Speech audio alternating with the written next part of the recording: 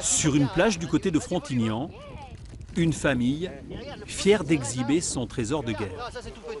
Déchets plastiques en tout genre, polystyrène.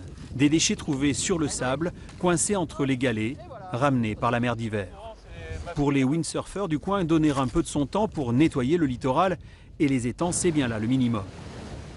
Cyril, comme une cinquantaine de bénévoles, a plongé sa main dans une eau à 12 degrés à la recherche de détritus laissés par des irresponsables. Et dans les sacs, le plastique est roi. Toute l'année, on profite du plan d'eau. Un dimanche matin par an, tous ensemble, entre le café et les grillades, on ramasse pendant 2-3 heures. Pour le bien de tous. Et la cueillette est bonne? La cueillette est bonne. Elle est toujours trop bonne.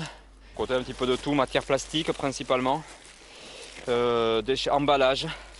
Petite réflexion au passage sur peut-être moins emballer nos aliments de tous les jours, ça serait peut-être pas mal, ça permettrait d'avoir à faire des récoltes un petit peu plus faibles chaque année.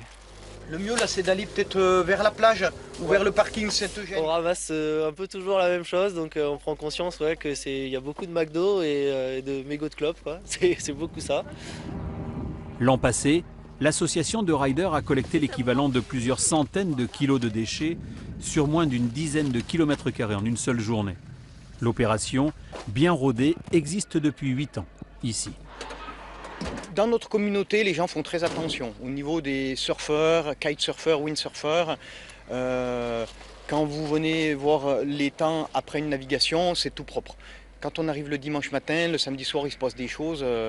C'est là qu'il y a des personnes qui sont moins respectueuses que d'autres.